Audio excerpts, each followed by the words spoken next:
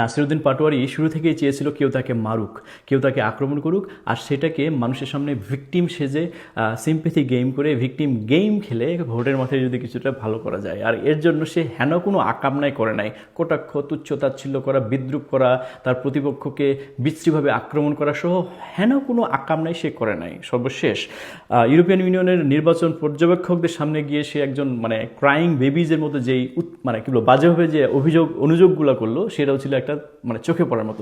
নাসিরুদ্দিন পাটোয়ারি চেয়েছিল যে কোনোভাবেই হোক তাকে কেউ মারুক, কিন্তু তার রাজনৈতিক প্রতিপক্ষরা ছিল অনেক বেশি বিচক্ষণ এবং তার এই উস্কানিমূলক কুতকুতি বা সুশ্রুরিমূলক বিষয়ে কেউ উত্তেজিত হয় নাই। এতে ছিল নাসিরুদ্দিন পাটোয়ারি অত্যন্ত কি বলবো বিচলিত এবং ভীত। তাই সে করলো কি, আজকে বাহারুদ্দিন সামথিং কলেজ একটা, এখানে পিঠা উৎসব হচ্ছিল।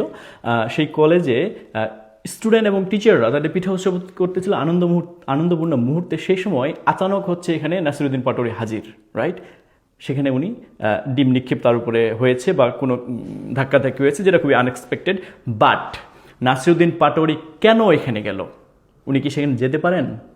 নির্বাচন কমিশনের আইন অনুযায়ী কোনো রাজনৈতিক দলের নেতা কোনো শিক্ষা প্রতিষ্ঠানের রাজনৈতিক কর্মকাণ্ড পরিচালনা করতে পারেন না, সুতরাং তিনি ওখানে যেতে পারেন না, নাম্বার 1। নাম্বার 2, তিনি কি ওখানে ইনভাইটেড গেস্ট ছিলেন? Answer is no. তিনি কোনো ইনভাইটেড গেস্ট ছিলেন না, তিনি আইন অনুযায়ী সেখানে গিয়ে রাজনৈতিক কর্মকাণ্ড পরিচালনা করতে পারেন না। তাহলে নাসিরুদ্দিন পাটোয়ারি ওখানে গেলেন কেন? নাসিরুদ্দিন পাটোয়ারি চাচ্ছিলেন যে এখানে একটা গ্যাদারিং আছে, একটা স্টুডেন্ট কমিউনিটি আছে, এখানে লোকজনকে বাজেভাবে আক্রমণ করছি, তার আর মনের মধ্যে একটা খেদ আছে, আমি যদি ওখানে যাই তাহলে আমাকে একটা গুতাগুতি বা ধাক্কাধাক্কি হতে পারে, সেটাকেই আমি জনগণের সামনে এখন প্রকাশ করবো সিম্পেথি গেইন করার জন্য। ভাই, তোমার অভিনয়গুলো হচ্ছে না রে ভাই, তোমার অভিনয়ে তুমি সেরা না রে ভাই, তুমি সব ছেড়ে দাও, ঠিক আছে? তুমি যেই ধান্দায় আছো, যেই সিম্পেথি গেইনের খেলায় আছো, সেখানে হয় না এই গেমগুলো। মানুষের জন্য এই অভিনয়গুলো মানুষ আর দেখতে চাচ্ছে না বা দেখবে না। আর হ্যাঁ, ডিমের আঘাতে 5-6 জনের মাথা মুথা ফেটে হাত ভেঙে একেবারে গুঁড়া গুঁড়া। আমার প্রশ্ন, এই ডিমের মধ্যে কি ওই মোসাদ্দেকের ইউরেনিয়াম ঢুকানো ছিল নাকি, যে ডিমের আঘাতে আপনি হাত পা ভেঙে গেল? আরেকটা ইন্টারেস্টিং ভিডিও দেখেন, সেখানে নাসিরুদ্দিন পাটোয়ারিকে পুলিশ আগলে রাখছে, কিন্তু নাসিরুদ্দিন পাটোয়ারি চাচ্ছে যে আমাকে মারুক, ডিমটা আমি সামনে, সে সবাইকে সরাইতে সামনে যাচ্ছে যেন তাকে ডিমটা লাগে, এটা যেন ফুটেজ খায়।